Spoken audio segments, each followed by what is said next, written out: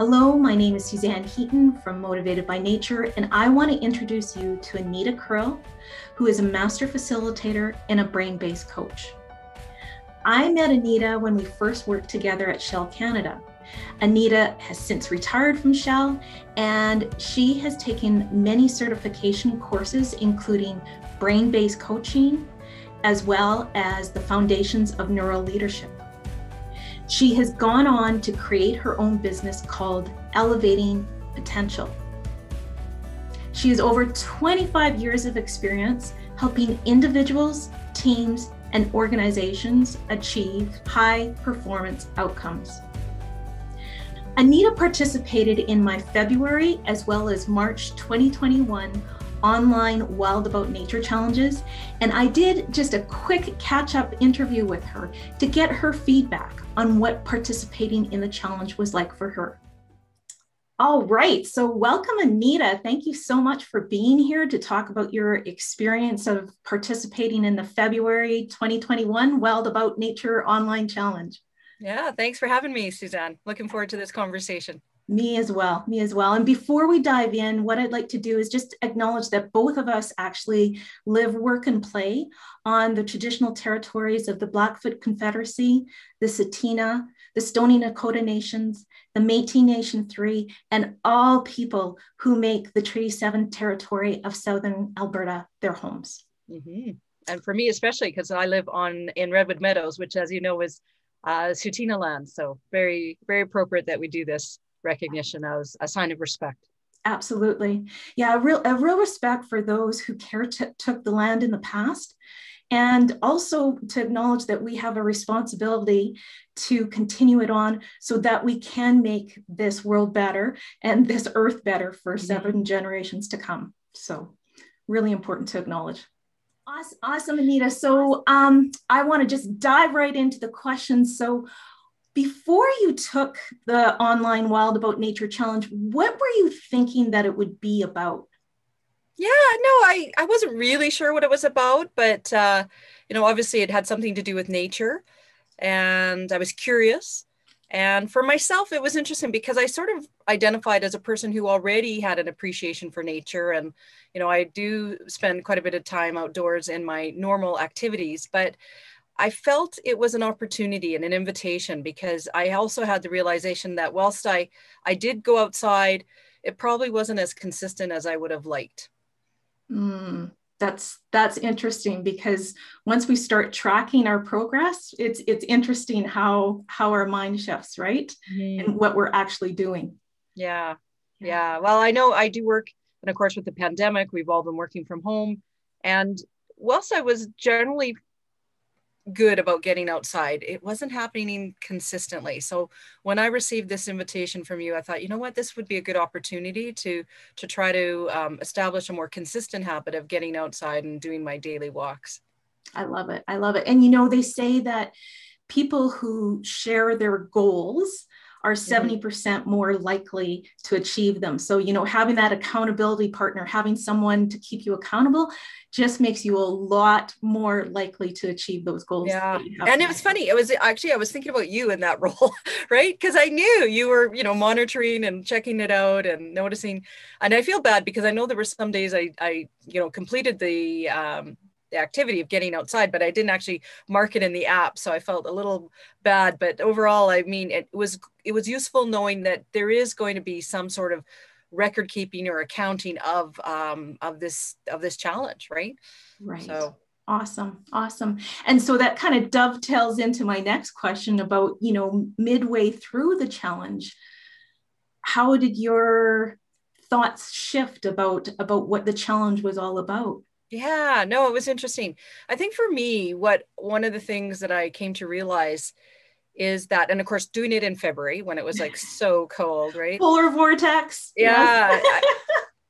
It was interesting because I think we, in our minds, sometimes let the weather put us off getting outside. And so my big realization is it doesn't matter the weather, right? Yeah. You just need to get outside and do it. And on the coldest days, I ended up doing a lot of cross-country skiing, and it was amazing. And so my reflection was that, it doesn't matter what the weather is. You can still get outside and have some fun. Obviously, you have to dress for it. But it was just so energizing and so invigorating to come in from a cross-country ski, 20, 25, 30 minutes that I, generally on those really cold days, that's how long I was out for. I just felt like $1,000,000, like just amazing. And I couldn't believe how simple it was, that just getting outside and getting on the skis was really shifting my mood and my energy levels. So that was exciting. Yeah, nature is an incredible healer that way. And I love what you said, because there's a saying that goes, there's no such thing as bad weather, just bad clothing, right? Yeah, that's true. That's true. I discovered I have lots of good scarves. They were helpful. And I was really impressed at how you embraced it and how you went out there every day. Because yeah, there were some days -30 and then wind chill on top of that. So it wasn't easy going, but I was really impressed at how you just continually got out there. And in some cases, you even had your sons join you. Yeah, that was actually really fun. I mean, I invited them to join me, and what was fun with them was the daily, letter, right? Looking for words associated with the letter. And I come to the conclusion I'm really actually quite lousy at coming up with new words, but my sons were really good at it. So it became kind of a game. It just sort of was fun and playful. And, we would come up with all sorts of crazy words that, associated with that letter. But more importantly, I think this was the other learning, Suzanne. One of my challenges that I've become more aware of for me personally was just not living in the present moment. And so one of the things I was aware of is that I was, going for my walks, but in my head quite often, right? Thinking about things, planning things, blah, blah, blah, blah. And what I really enjoyed about your challenge is just the simple act of trying to, find a word associated with the letter and looking in your environment and noticing things and really taking a better look at what is around, my beautiful environment that I live in. It was super fun, right? And I noticed things that probably I wouldn't have noticed otherwise. So for that, I was grateful as well. And it made me more appreciative as well of the beauty that we live in, right? Like, I mean, I'm so blessed to live in Redwood Meadows. It's just a beautiful, beautiful area right along the Elbow River. And it was just great to actually come away with those feelings of gratitude. And I think that was the other realization, is that this challenge, even though it was in my mind initially more about fitness and wellness and getting outside and moving, there was something about how it helped with just the emotional being as well, right? Just feeling grateful more often than perhaps I would have had I not been outside doing that. Yeah. Well, you know what, there's so much in that. And it's interesting because you're not the first participant to say that it's made you more aware. I've had people who are quite avid outdoor enthusiasts, and they said, for the first time, they recognized something that they've gone by 1,000,000 times before, but because of the challenge, they were very focused and very present in the moment. And I just think that's such a gift to yourself and to nature as well, right? To help recognize that beauty that's all around. And another thing too is, there's a doctor by the name of Dr. Razzini who did a TED talk on awe, and how a split second of awe can take us from outside of focusing on ourselves and our worries to focusing on the bigger picture. And I just think nature has so many incredible opportunities for us to do that.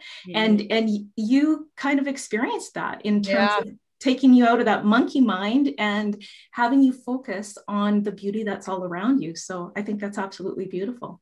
And what's interesting on that too is I think for me, because I've continued, right? So I signed up for the March challenge as well. So thank you for that opportunity, and really proud because March, I believe I did the whole challenge without missing a day. I missed one day in April, I believe. But what's happening, Suzanne, is I'm continuing to get outside. And it's even expanded even more. And I'm bringing along my husband a bit more in terms of, we had some not great weather on the weekend, but we decided to go for a hike anyway. And you just feel amazing. It doesn't matter that it's a bit rainy. Who cares, right? Just had a wonderful experience. And we just recently bought e-bikes. And so that's another opportunity for us to get outside. And we're both really excited about doing more hiking and biking because in part now we've kind of got the mojo, right? We're in the groove, we're doing it. So I definitely think that this is all because of the impetus of starting this challenge with you. Well, I think that's amazing because you said that you got out in April and you weren't actually doing the challenge then. You were doing that on your own. Yes. So Yeah. that really helped in terms of, creating a habit. And Yes.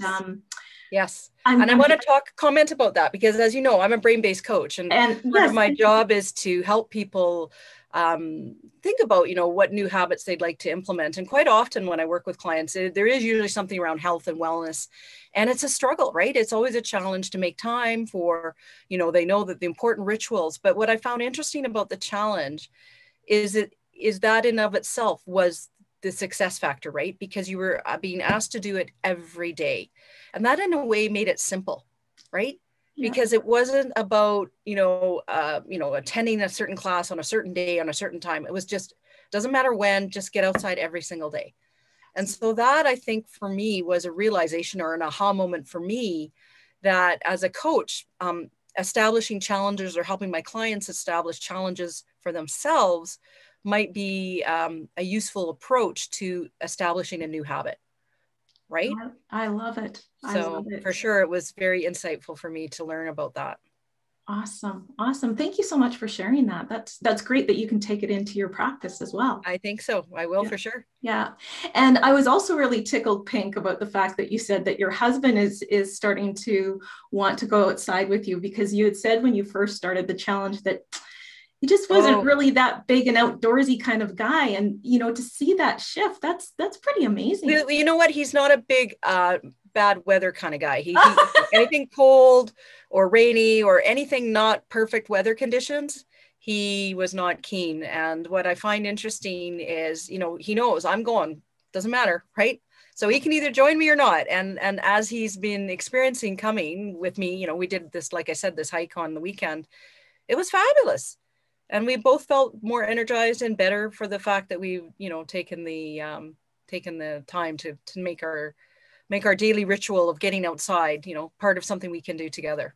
Yeah, I love it. I love it. And there is so much science behind why getting outdoors, no matter what the weather is, does actually make you feel better. They've done tons and tons of research and for just how when you get outdoors, you're breathing in the hot healing phytoncides, which is basically essential oils that the trees and the plants give off.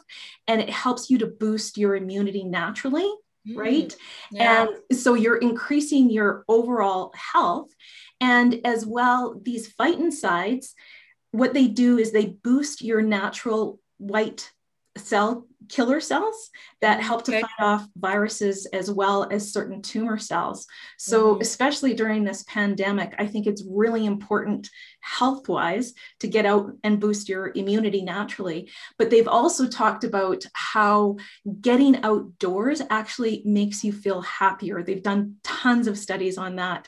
Yeah. And people who went out for a walk out in nature versus in a concrete jungle, just how much happier they were from being in that green area or white area if it's snow, but just getting out in nature, just how that changed their overall mood, their mental health and well-being. So I think it's such a huge thing for people to look at to naturally boost their overall well-being. Yeah. There's something about trees. Your story reminds me, Suzanne, of a research, maybe you've heard about it. I think they were doing it in Kansas or one of the cities in the States, but essentially trying to take communities that had low health outcomes and plant more trees to see if those trees in and around those surroundings in those neighborhoods would, boost the overall health outcomes. And I think there was some initial research that, yes, in fact, it does, right? It absolutely does. And actually, I just read a report this morning from Stanford University, and they are focusing on how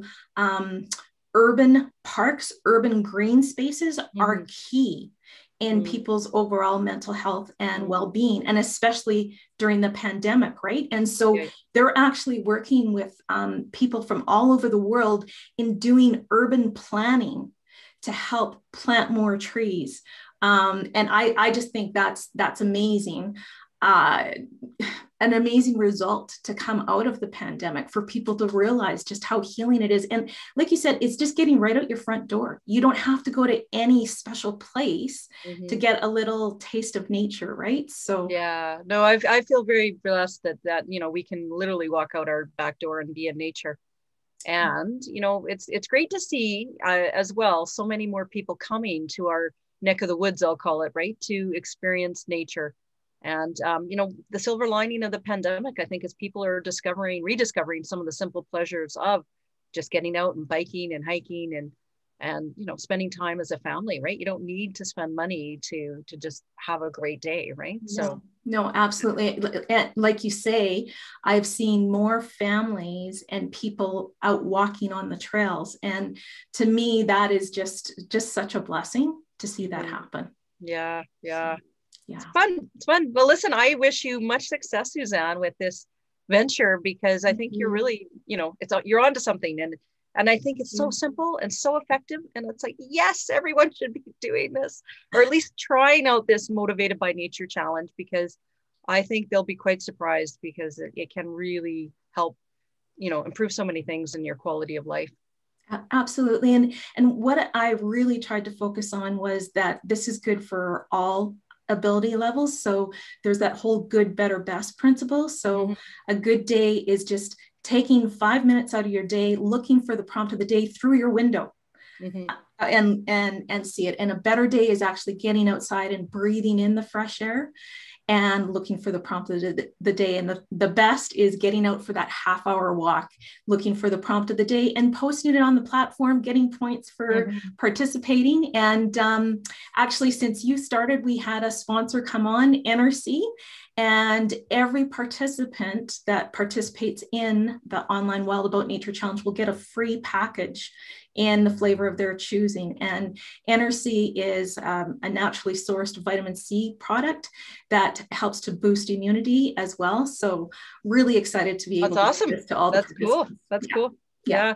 I just wanted to share that one other thing that I appreciated about the challenge is I appreciated you setting that up at the beginning about, you know, good, better, best days. And on the couple of days that I didn't get outside, I didn't feel guilt or shamed, because I was a bit disappointed in myself, but I knew that in the big scheme of things, that was okay, right? And so I think that was really important to help people understand this is not a place where you need to feel, you know, like you're not succeeding, right? It doesn't matter. It's really about just trying to get that mindset going of, you know, making it a habit to get outside every day and noticing in nature and noticing the letter of the day and having some fun with it, right? Absolutely. Because you've got to have fun with it. If you're not having fun, you're not going to participate. Absolutely. So I think, Suzanne, that's what you brought to it as well, is just, you know, not making it so stringent that people were afraid, you know, and then they might start to bail because they figure, you know, they did something wrong or whatever, right? So that's, I think, important as well. People know that, you know, it's fun. Just try it out. See how you do and carry on. Hey. Oh, awesome. Well, Anita, thank you so much for your feedback. We're going to have information behind this in terms of how people can get in contact with you for your brain-based coaching. Yeah, I'd love to help people. Awesome. Well, thank you so much for participating in the challenge. Thank you so much for doing this testimonial for the challenge. And I hope that you and your husband continue to get wild on your e-bikes this summer. We will. Awesome. Well, thank you so much. Thanks, Suzanne. Okay. Bye for now. Take care.